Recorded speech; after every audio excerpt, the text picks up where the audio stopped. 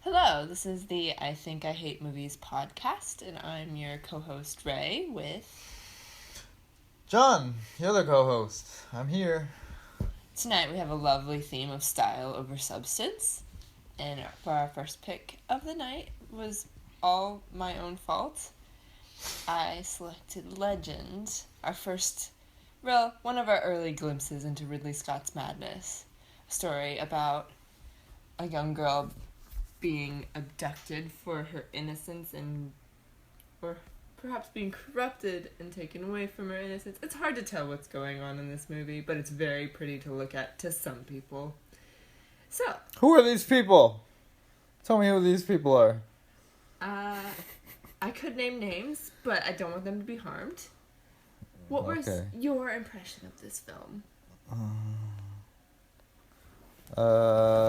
This is one of the worst movies I've ever seen in my adult life. I'm not being hyperbolic.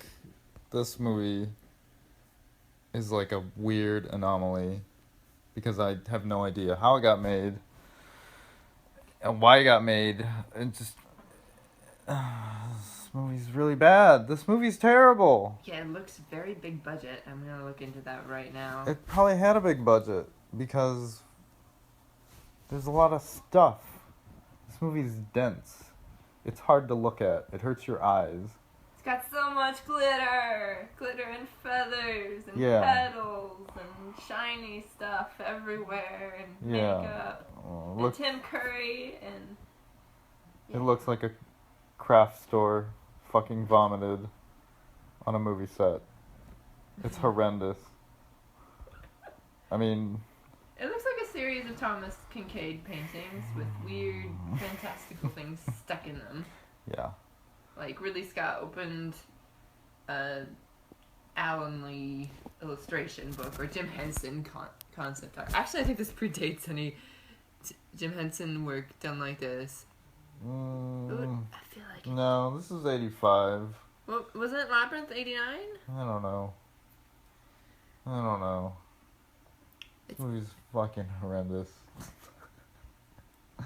I don't like it, and I don't like it.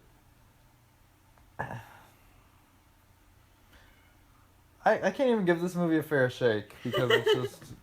It opens so wrong. It does nothing. There are no characters in this movie besides Tim Curry's character as the Darkness. Lord of Darkness, which was maybe the only facet that I kind of enjoyed because he's hamming it up and his prosthetics look really good. The makeup was amazing in this movie. And the contacts. The makeup for Tim Curry is amazing. Well, I think everybody has very interesting makeup. Especially the prosthetic makeup is very good. This whole movie, to me, reads like a test with all these different, practical effects throughout the whole thing. And also fantasy, high fantasy. And that very tropey high fantasy now, which wasn't as tropey then when it came out in 1985. It's like a first test run of a full feature with all those things in it. I don't know. I'd say something like Time Bandits is a good example of using tropes and adventure fantasy elements and practical effects and good prosthetics and makeup and wardrobe and all that way better. It's using all those things better than this movie. This movie's so bad. Oh my gosh. Yeah, no, I think Tim Curry as Satan is the only slightly redeemable aspect. He comes in only in the last quarter of the film. No, yeah, I mean he's the opening kind of. Yeah, he's the narrator. You don't see him though. Monologue, but he's doing the Inspector Gadget thing. You can only see his hand. What happened to the goblins? Yeah, they totally just disappear when he shows up. They're like, we don't need you anymore. We forgot to write you in the last half of the movie. Whoops. Well, Kieran stays. Who's that?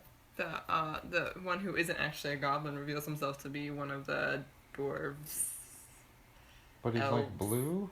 Yeah. So, what the fuck is going on? Okay, 1985. This movie came out in 1985. What else came out in 1985? Yeah, let's look at that. Back to the Future. The Color Purple. The Breakfast Club. Day of the Dead. Rambo. That was a busy Commando. year. Fright Night. I mean, there's so many. It's like, oh, Pee-wee. Pee-wee's Big Adventure came out in 90. Like, Clue. Good movies Clue came out. Came out in 1985. Clue This is came what out Tim Curry in- was hopping sets with. Yes, this Oh is my what he God. was doing with his life. He's doing a good thing and a bad thing. So it's not like there's a precedent or that 1985 is some weird anomaly where only garbage came out. This movie's special too because it's Ridley Scott and it's fucking terrible. And I'm not saying I don't want to pay too much credence to the rest of Ridley Scott's career because I actually don't like most of his movies, I would say. I like Alien, but that's kind of Yeah, the two that precede this one special- are pretty good. it's a special case. Really good. That was an accident that I don't know. He made a slasher in space and it's really good, but kind of no one did that before that. And then Blade Runner was shortly after that. And that movie's amazing. So what happened here? How does this movie exist? I don't understand.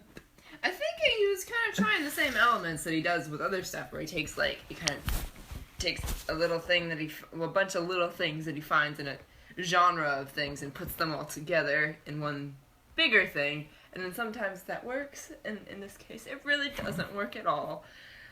Literally nothing about this movie works. And it's like, who's the audience in this movie too? Because like the goblins feel like clowns in a children's story, and then there's like weird stuff when Tim Curry comes in where it's like, this isn't a children's movie anymore. This is getting really strange. Yeah. It's I don't know. And there seems to also be like direct allusions to like, especially like when you first get into Darkness's Lair, there's like a lot of allusions to the old Beauty and the Beast, like with the moving little baby statue and the, like, dinner table, come eat with me in the tantrum and blah blah blah. Yeah, there's like it's fantasy, I guess. It's like children's stories that he's repurposed into this weird adult tale, kind of, but not very well. I don't know. I don't know what he's trying to go for. I mean, when I think of Ridley Scott, I think he is atmospheric. Yeah, definitely. And that's one of his strong suits. Alien has a really good atmosphere. Gladiator, right? Gladiator. Ridley That's him. Scott? Yes. Yeah. I mean, that has presence, that has kind of atmosphere, and then obviously Blade Runner. That whole movie's atmosphere and noir, and it takes on a very, very specific tone, and then this movie, the atmosphere is wannabe whimsical, like pseudo fantasy, but it's. He makes a lot of like direct references to like common like Irish folklore, like the elf can't touch the iron and stuff like that. But it's just like, yeah, Sure. he's trying. You can tell he like did some research, but then it just didn't. But to come what together end? Right? Yeah. Like, to what end? Because nothing, literally nothing of consequence happens Exactly. in this movie, and literally every single character possesses no agency of their own Except whatsoever. For Darkness. Well, not even Darkness really, because if he was kind of in charge of his own destiny, he wouldn't be sending out goblins to do his bidding. He'd go get it done himself. I mean, his motivations are clear. He's the Yeah. only one with motivations in the movie, which I kind of liked because he just has a lust for power and a lust for greed, and he's just, you know, kind of fucking evil, and he loves being evil, and then everyone else is just like a flat piece of fucking white toast, and it's okay. Even in a world where these characters and this story is interesting, this movie is still awful. It's fucking If you make the story and the dog characters shit. interesting, how would the movie still be awful? Because it hurts my eyes. Maybe you need new glasses. No. It hurts my eyes. Every scene is so dense, and it's like it looks like a fucking George Lucas prequel. Like he's just shoving shit in every scene, in every frame, just for the sake of, well, I guess there was a sale at Michael's, so we bought a bunch of glitter and fake trees and plastic ferns, and we'll just put that in there, and then, you know, it's obnoxious to look at, and it hurts my eyes. I don't like the way I don't give any credit or credence to anyone who worked on sets or wardrobe or putting the weird dildos on the horses' heads to make them look like unicorns. It's just Also, though, something else I wanted to point out because I had to look that up just now. mm-hmm. The one we watched didn't have the Tangerine Dream soundtrack. Okay. It was a whole different soundtrack that was produced by Jerry Goldsmith and was apparently removed from the film and then re-added in a later version.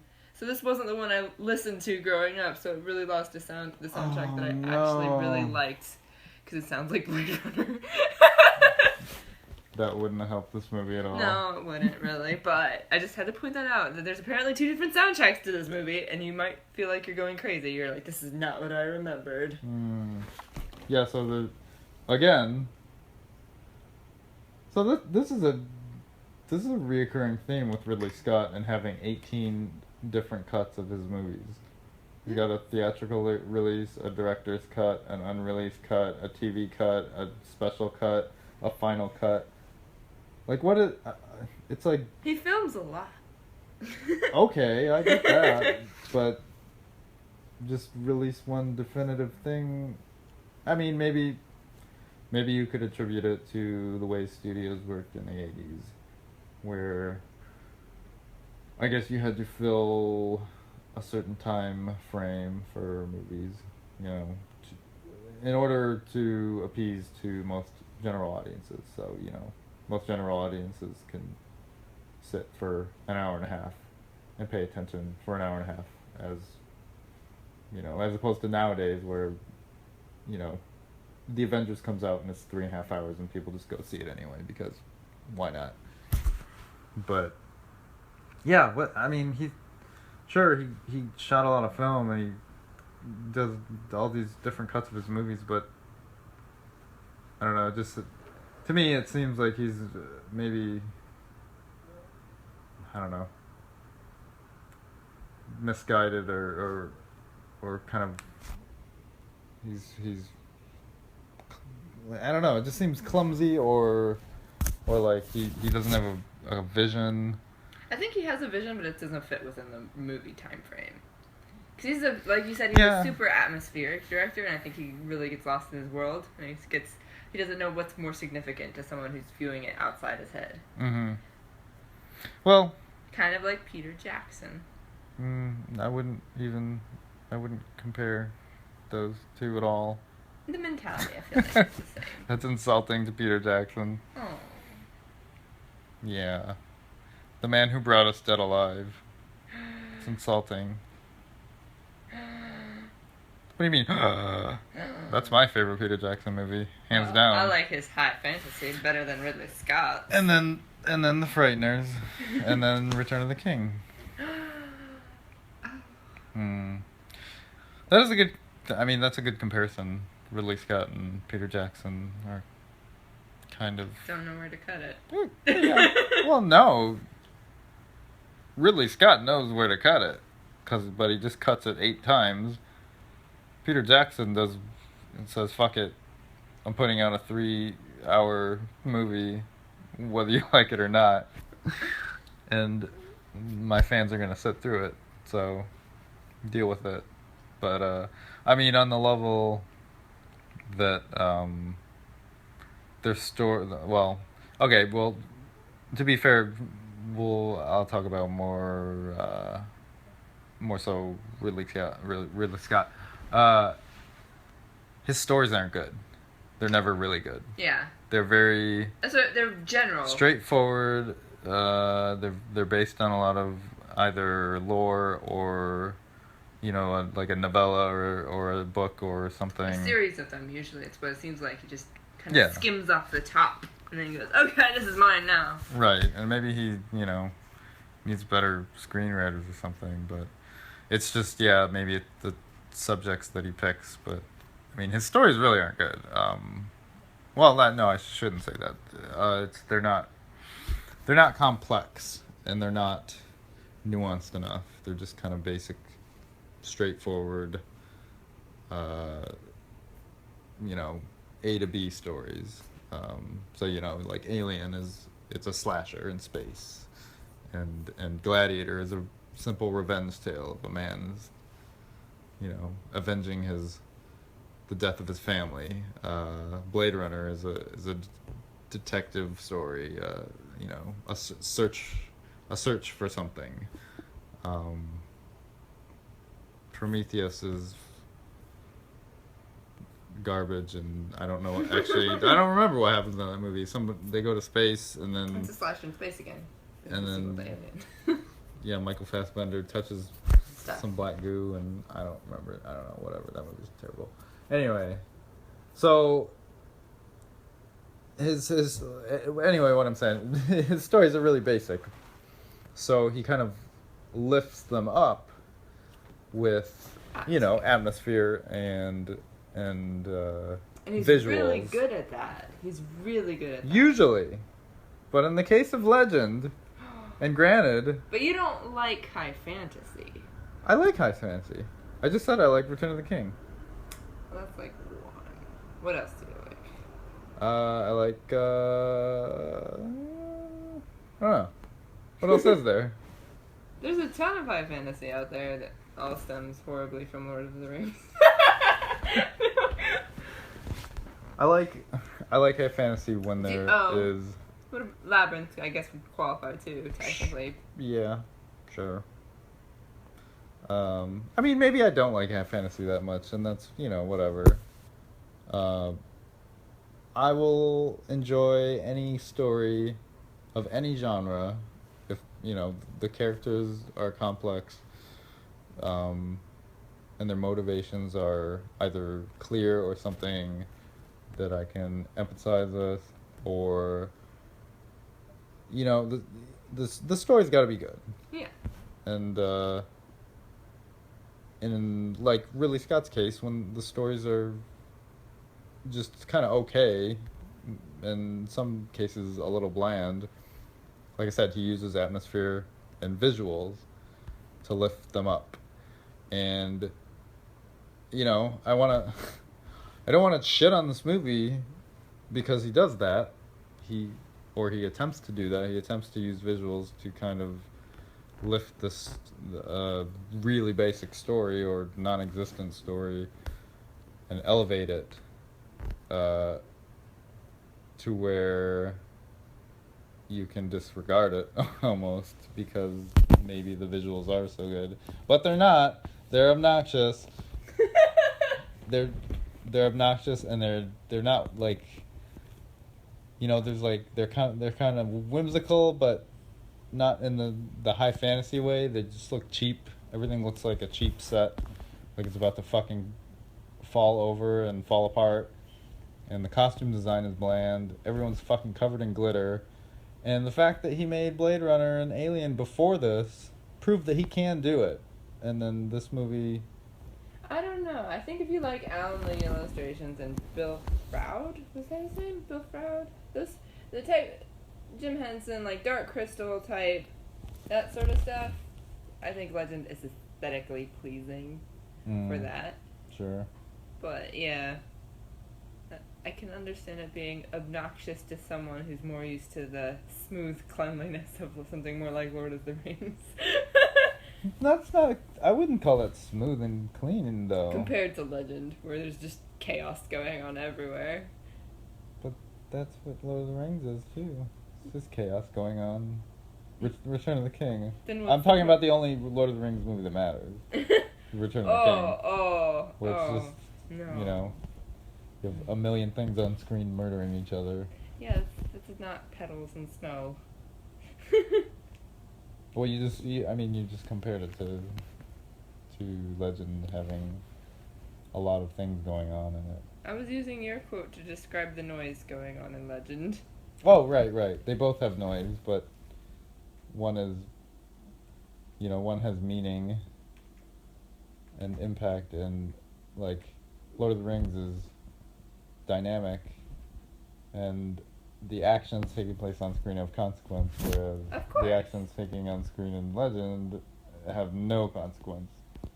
Okay. So maybe it's more that the story is so bad that it detracts from everything else in the movie. That seems more accurate to what was just described. Yeah. I mean, yeah. I'm not going to defend this movie at all. It is terrible. It is. I'm hard pressed to find something worse than this, but I guess I'll try. Okay, let's talk about The Cell. This is a 2000 movie directed by Tarsum Singh of REM's Losing My Religion fame, starring Jennifer Lopez and Vince Vaughn. Vince Vaughn. And yeah. a Tim Roth lookalike, but it's not Tim Roth. It's not Tim Roth. But he is playing Gordon Ramsay, but it's not Gordon Ramsay. Right. There's so many layers of something there. Subversion. Sure. We'll call it that. So, this is a movie. I mean, I could explain the plot, but it doesn't really matter. The plot is it's like a murder mystery. It's a crime thriller. Psychological thriller about delving into your unconscious. Sure. Right. Because they use space-age technology to go into other people's heads. And then this... With lots of drugs. Right. This So plot maybe device, they're just going deep into their own heads. Together. Right. And this plot device is used to find a killer's victim who is trapped in a MacGuffin box. And she will die in 40 hours unless Vince Vaughn and Jennifer Lopez can save her. So, this movie's amazing. It's probably perfect. It's probably the best movie ever made. It's gorgeous. The acting is Oscar worthy. And I'm full of shit. Entirely. Yep, that's wrong. This movie's bad. Glitter poop. It's glitter poop. It's poop with glitter on it. So what's good about this movie? I have one positive about the movie, Okay. and it's the costume designs. I really liked Eiko Ishioka and April Napier's designs in this movie. Eiko Ishioka is the one who did the Cocoon video by Björk, if I recall correctly. I believe she directed it as well as did the design for it. Mm-hmm. And she did most of the costume stuff. Well, I won't go that far. I don't know if she did most of them, but I can definitely see her flair in most of the costumes in this film. Mm-hmm. And I really liked seeing that. Right. And after that, everything sucked. Everything sucked. Some Everything. of the cinematography had good moments, but it was just like a music video or a lipstick commercial, as one might put it. Yeah. Yeah. Well, no, I mean, it definitely had that commercial feel, which is understandable coming from Tarsum Singh of commercial fame. It definitely had that short-term entertainment, or you know what I mean, like short bursts entertainment where, sure, like it's effective, your imagery and your cinematography is effective in like 3 or 4 minute chunks, but in an hour and a half or whatever it is long movie, it's not enough to hold my attention Well, because the plot is so bad and yeah, there we go. the acting's so bad. Well, the acting's bad, but I mean you know. The plot's bad. There's so many plot holes. Some of the stuff they made up, which I guess was kind of good that they made up, because otherwise it would be even more offensive than it is in the film. Yeah, well, I mean, like, you have Jennifer Lopez and Vince Vaughn to work with, so... Yeah, that was very weird casting in this film. I don't want to, I don't want to make excuses for the director, but also, as a director, it's kind of your job to get the best performances out of your actors, which he did not, but look what he had to work with. Well, that's what I'm saying. Yeah. It's a snake eating its own tail. It's were the actors poor or was the directing poor? I don't know, but it came out like just fucking dog shit. Cinematography was pretty, but it wasn't. It was okay. Yeah. It's fine. Because it's evoking so much imagery. Directly too, like they were deliberately evoking images that are already in art. And actually they show a few in his bedroom if you're like looking at the bedroom of the serial killer played by Vincent D'Onofrio, or D'Onofrio. D'Onofrio, and the Kingpin. Yeah, if you look around in his room, there's pictures of art that you see later in his dreams, and it's like. Yeah, so there's a lot of Dali. I want to say it was Greco or Goya that we were seeing a lot of too. Yeah, the kind of gothic religious imagery. I'd say some Geiger maybe even. Oh yeah, the stairs and everything. Yeah, in the dream sequences. I really want to know where the Barbie doll sequence came from, because that might have actually been purely original, and it was actually pretty cool if it wasn't Silent Hilly. No, because there was. It's just looked like a long Marilyn Manson video or something, True. The doll part, do any Marilyn Manson and the videos? kind of ambiguous, sexual beings in his dream or his head, but so yeah, I mean well, when you say cinematography, I guess the cinematography aspect of it is a little bit better. The way things were framed. Right, yeah, it's framed fine, and then the color's interesting. But, a lot of it is so derivative. There's even a scene of the Holy Mary laying a child to rest. Yeah. In a reverse pulling down from the crucifix. A reverse baptism, a reverse crucifixion. Yeah, Oh, and cool vignetting. I forgot about that. That's where the cinematography kind of hits the wall. Oh, yeah. Like a bird. Well, the even the scene transitions where it's like a fucking Windows Media Player visualization. Like, oh, okay. We're going into someone's head. So let's just put a bunch of colors on the screen. And just kind of barf in your eyeballs. But, I don't know. It's like, this was 2000. But what year did What Dreams May Come? It evokes a very 90s feel. In what? What year did What Dreams May Come? I have no idea.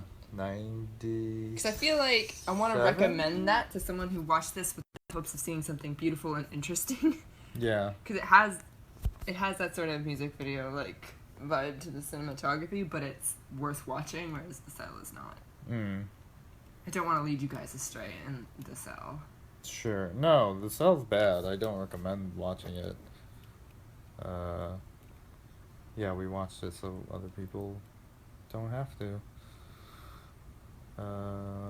Let's see, What Dreams May Come. That was 98. Yeah.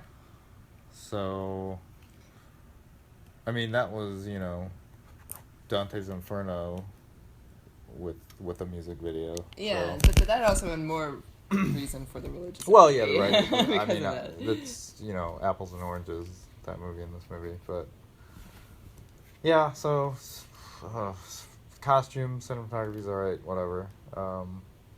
Yeah, the acting is just so bland and flat, and Jennifer Lopez looks like she's about to fall asleep the entire movie, and Vince Vaughn is practically there. He's halfway asleep the entire movie.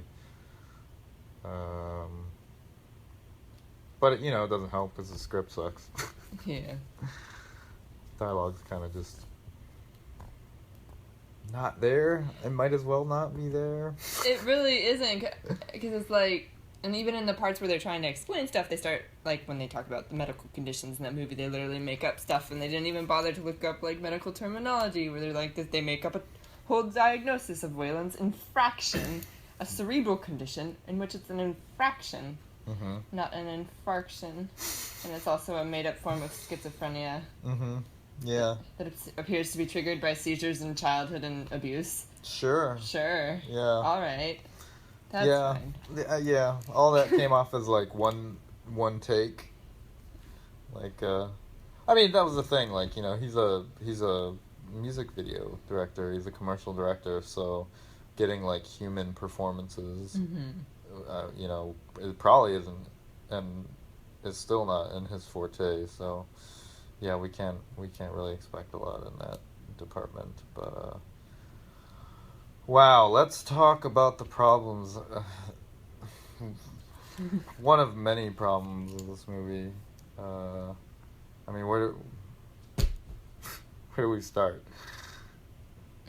Other than the basic kind of the framework that makes up every movie, but this one has kind of special circumstances which make it offensive.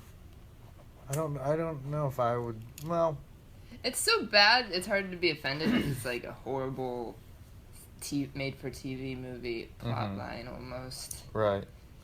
So I would almost take it back to the script being bad, or I mean I'm saying bad as a blanket statement. It's just lazy.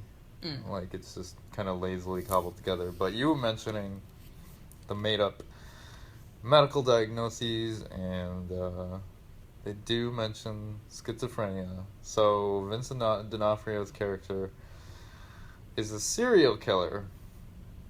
And I almost want to say that the film or the script and the characters, they try to characterize him as like a sympathetic villain kind of character, especially towards the end. Like J-Lo says, "Oh, he's got good in him," and it's like a guy he's been murdering women. And why is he murdering women? They didn't do any sort of character development in this, so he just is. Yeah, no, they explain it. It's because he's got daddy issues, right? And he was abused as a child. Yeah, but they didn't give any, like, real reasons. They just give trophy reasons. Right, that's what I'm saying. That's what I'm saying. They did give him reasons. They're not good reasons. No. And this is where this movie becomes very problematic. Yes. And whether you're offended or not, it is a problem. Did you want to touch on the faux psychological aspects at all? I think you're covered. Because you're I would say you're more well versed in this area than I am. So, oh gosh, what's his name? D'Onofrio or what? D'Onofrio's character, Starter. Something like that. Yeah. Is his name Jeff? Jim? Steve? There's something Starger. Oh, yeah. Jesus. So we should really fact check. Anyway, he's yes. The movie explains that he's late onset schizophrenic. So I don't know much about. But actually, he looks like he would be right on time to be starting schizophrenia, because he looks like he's in his late 20s, early 30s in this. I might be mistaken, but I think that's about right, and that's about right for schizophrenia in males, if I recall. But yeah, the whole movie is about diving into the unconscious. So she's trying to find his child, like his memories of when he was good before he was tainted, I guess, seemingly to her by mental illness, which he has manifested in some sort of evil being within his mind that Yeah. is what is the real killer. Yeah, like this quote unquote bad, sneer quotes bad, Yeah. uh, ideological manifestation of Carl. His name's Carl. Oh, you looked Is at like he's Carl like Starker. a demon, or I guess in one scene he's not really a demon. He's got like the ornate. He's a king. Yeah, he's like a king. He's got like this ornate golden wardrobe on. So, and that also. Oh, that's right. And he said schizophrenia was caused by a virus in utero. That's right. Where I was like, wow, okay. Yeah. But they make it clear that they're. I feel like I hope they make it clear that they're totally bullshitting you in that scene because it's like all made up. Yeah. Yeah, it feels like somebody went on WebMD and just kind of pulled keywords out, or theoretical articles, and took the key points and then cobbled it together to create an alternate reality. Right. It's like, kind of build this lexicon within the script that sounds... Like, this is medical jargon. You don't need to listen to it, but he has something that sounds serious. like, pseudo, like, colloquial bullshit. He has an evil person living inside of him that he keeps away with aspirin until he can't, and he runs out of aspirin and he collapses in a coma. Right. Right. And it's like, now, I mean, first of all, you're defining, or you're framing schizophrenics as bad people, right? So they've got a demon inside of them or something, and you're framing them as him specifically as a serial killer, a rapist. He has, he's like a sadomasochist.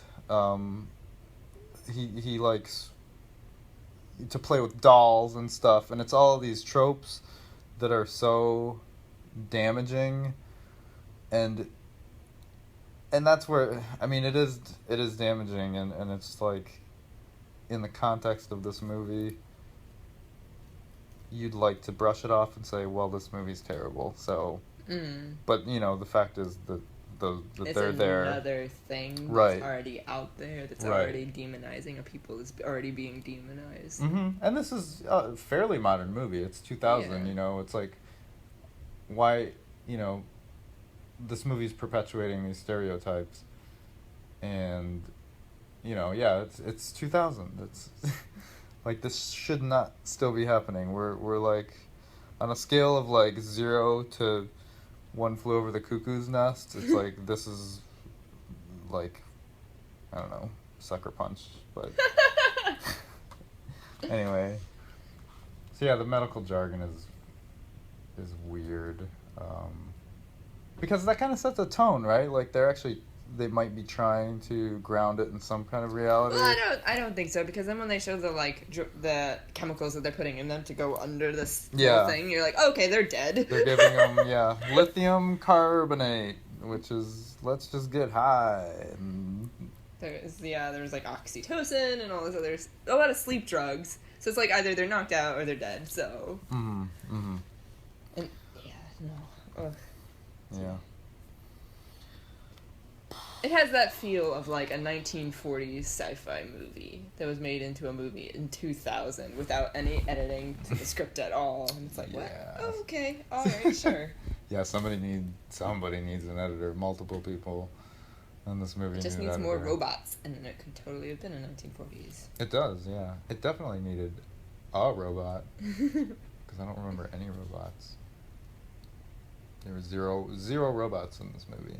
So. Those tables could have been robots. No. So that's not a great movie. Did you want to touch on anything else? I mean, I don't know. It's easy to look back on a movie like this where it's, Vince Vaughn and J-Lo were in the kind of zeitgeist, and Tarsem Singh was kind of in the zeitgeist as well. It was kind of one of those things movie where debut. I believe so, but it was kind of one of those things where all these people and elements culminated in just the right moment, in Hollywood because they were hot at the moment, and this is the movie that got made. And whatever, it's bad, and it's easy to look back on it now and go, huh, this movie's terrible and offensive. But like I said before, it's like a fairly modern movie, and, you know, perpetuating stereotypes about mental illness. And it's weird too, because Should not that's be okay. right, because that's the Les Planètes Sauvages that she's watching in her room. Mm-hmm. She just watched another movie that's mostly style over substance, just like this, but it's all about not understanding people. Mm-hmm. But there's an underlining commentary in that movie that's handled better. You know what I mean? There's like a social commentary. It's that you don't, when you don't understand people and how you have to understand people. Mm-hmm. And yet this movie fails on that one point that one movie is trying to make that they allude to in the beginning. It's like, wait, what? Why? And even, you know, it's like, even if you... So like I said, you know, it's like Vincent D'Onofrio as the villain, his character, they almost try to make him a sympathetic villain. While still demonizing him with everything they make him do. Right. And even if they had written him as having, you know, PTSD or something, or just focusing on one trait, and kind of exploring that as opposed to saying like, well, he's schizophrenic, and his dad abused him, and his mother left him, and he was sexually abused, and he was beaten, and all these things. So you're kind of throwing all these things in one big pot, and you know, they aren't related, obviously. Like, you know, child abuse does not lead to schizophrenia. Suffice to say, this movie's wrong, but once you take all those elements and kind of throw them in together, you know, somebody watching this movie who isn't informed about these things will get these impressions, and, you know, like I said, these stereotypes are all just being perpetuated. So I mean, that, you know, there's no excuse for writing like that, and it's like I understand that, like, building, because the villain Carl is like really the only one that's characterized at all in the movie. Jennifer Lopez. Yeah, you don't see any backstory for any of the other characters. You do hear about Edward, the other one who begins the movie, a little bit, but you have no idea about, like, his childhood growing up, because he's still a child, too. Right. But yeah. Who's Edward? Edward's the first kid she's working with, who apparently saw a bunch of seals being murdered went into a coma, because that's what happens. Mr. E. Mr. E. Mr. E. Edward. E is for Edward. Mystery. Mystery? Maybe his middle name was Mystery. I'm gonna guess it wasn't, but maybe it was. You know. I don't know. It's a pretty bad script. It could be. Yeah. But, you know, maybe somebody cobbled the script together in like a day, because they said, well, we can get Tarsem Singh to make a movie, and his videos look pretty, so it doesn't matter, you know, what the movie's about, as long as he's there to, you know, evoke these, like, surrealist images, then, I do like that seal boy that had a log. Oh, that's terrible. Oh, that was beautiful. I might make it a screensaver or something. Yeah. It's like, or maybe it could be like a picture for this podcast if that's not a copyright violation. It's probably. We'll do something. We'll draw one. Sure. It's like they went to, like, Walmart and found, like, flippers for, like scuba flippers, and just put them on his hands. Those looked amazing. Those look fucking terrible. I'm gonna find that shot. Okay. I will. Alright. It looks not good. It was his face that looks not good. Like, he went in a Purikura machine and pushed the wrong buttons, and like... But yeah, the flippers were pretty good. His face looked like they framed it and took the smudge tool in Photoshop and just kind of... Somebody went nuts. Yeah. Yeah, I did like the practical, like, makeup in this a lot. It was really good. Yeah, makeup and wardrobe were good. Oh, the other thing was the score was okay. I thought the score was okay, because it was kind of just... random and chaos, clumsy. And I get, like, what they were going for, even if I don't inherently agree with that, but they do. The score is decent. It's just kind of a bunch of horns and like glass bottles and industrial kind of It's the Blue Man sounds. Group. Yeah, it's like it reminded me of the new Hannibal series. Ooh. Ooh. No? Ooh. Chimes and Maybe the precursor to the new Hannibal series soundtrack. heavy drums and just kind of crazy horns. There wasn't enough weird metal scraping sounds. And... There's some. There's a little not bit. enough. Yeah, not enough. Yeah. This movie, The Cell, not enough. Has a sequel Yeah. that we might be watching as No. well. No. No. No. No, we have enough on our plate, I think. So, any closing comments about The Cell? I don't know where the title came from. Oh, yeah, I do. Never mind. Figured that out for myself. I'm good. It's his mind is a cell, because he's a prisoner.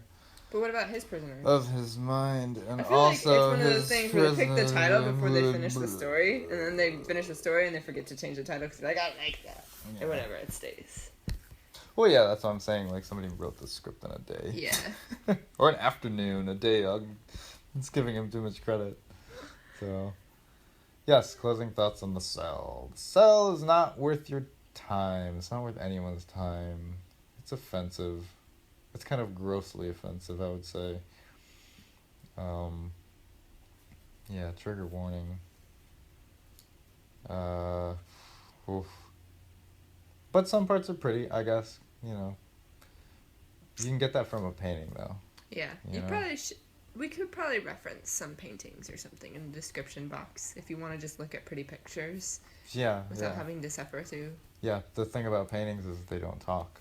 Yeah. So that's good. You don't have to hear Jennifer Lopez fall asleep as she tries to deliver dramatic lines. It's her serious voice. Yes, it's her serious voice. So, yeah, everybody on this film was on downers. And, yeah. And that's the end of the podcast. If you guys want to contact us, if you have questions, comments, concerns, or suggestions for any movies we should watch, we don't really have any criteria or rules. You can get us at ithinkihatemovies@gmail.com, and we'll eventually have a Tumblr set up and all that good stuff. So we'll see you later. Have a good night.